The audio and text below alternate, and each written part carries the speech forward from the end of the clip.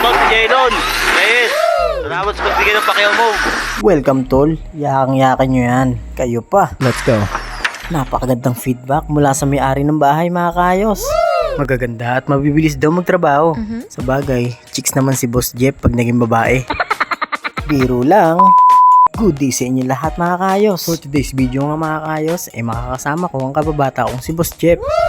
Kinontak siya ako ng dati kong katrabaho na si John Carl Yodones. Malaking shoutout sa tol. Thank you. Tinanong nga niya ako kung marunong daw ba akong maglipat ng angle ng bubong. At tagaran ako sumagot na yakang-yaka yan pre. Chinat niya rin ako na kung pwede ko daw ba makita yung gagawin. At dahil sa di naman iba sa akin tong si Carlo, ay bumiyaya agad kami ni Boss Jeff papunta sa bahay ng kanyang girlfriend.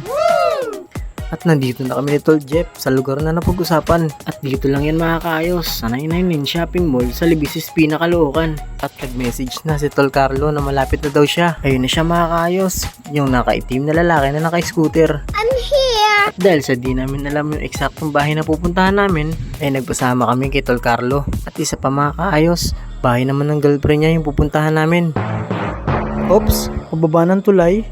Parang familiar sa akin tong lugar na to. Oh my God. Dito ako naputulan ng kable mga kaayos. Pero syempre malakas ang loob ko, bababa ako sa bike. What? Lalakarin ko na lang. At nandito na nga kami sa bahay ng girlfriend ni Tol Carlo. Nasa itaas daw yung biyanan niya at ayun daw ang makakausap namin para sa gagawin. Nakapagano siya sa pader. Nakaalam siya. Wala sa pader.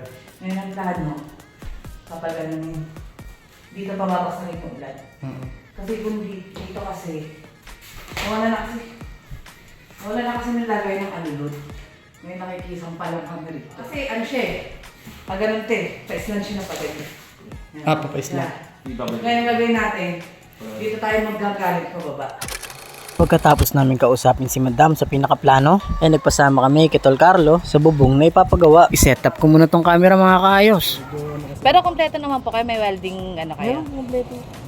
May baril na grinder. Ilang kayo gagawa kayong dalawa bukas? Hindi, bali kinuntak lang ako ni Jan. Mm. Eh, may project akong gate eh.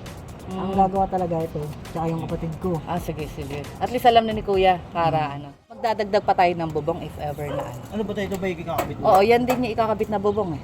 Bago lang kasi lahat to eh. Kaya bagong gawa lang din to actually. Namin napagdesisyonan na ganun kagad yung ipa-landing kasi may problema rin yung bubong ng kabila. Eh ngayon medyo okay na yung bubong nila kaya napag-decide na igaganon na tong bubong na to. Alam na namin ni Boss Jeff yung pinakaplanong gagawin. Kaya sinimulan na namin tong tignan at sukatan. At medyo madilim na nga yung mga oras na yon mga kaayos. Sila Kuya na lang.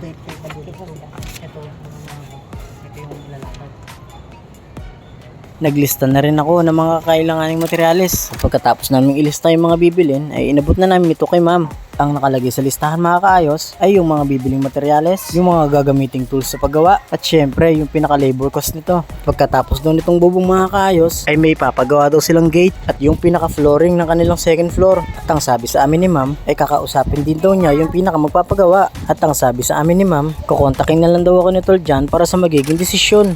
Magpapaalam na sana ako kay ma'am at itatapat ko sa kanya yung camera pero mukhang mayayain si ma'am pagdating sa ganung bagay.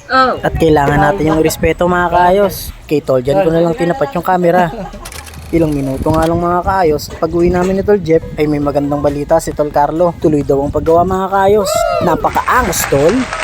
At bukod sa labor cost mga kaayos, ay sagot na rin daw ng may-ari yung pinakatanghalian nila. Thank you. Kinabukasan nga mga kaayos, isinimulan nila ito agad. At dahil sa di nila ako makakasama, ay nagpa-video na lang ako kay Boss Jeff ng kanilang ginagawa. Maaga pa lang pero medyo tirik na ang araw. Pero alam kong sanay na sila, lalo na sa ganitong gawain. Ayos daw. Shoutout si Jaylon. Yes. Salamat sa pagbigay ng pakiyaw mo. Sobrang init nga ng panahon kaya todo takip sila sa kanilang katawan. Wala naman ako masyadong pangamba at alam kong kayang-kaya nila yan. Ang sabi pala sa akin ni Boss Jeff ay pipilitin nilang itong tapusin ngayong araw. Wala naman daw problema kahit gabihin sila sa paggawa. Basta ang importante ay wala silang maiiwang trabaho at patatapos nila ito ng maayos. Pagdating nga pala sa pag-welding ay si Tol Arby na ang bahala. Hindi pa kasi kami ni Boss Jeff at ni Boss Kulit yung welding machine ko. At buti na lang naturuan ko si Tol Arby sa pag-setup nito.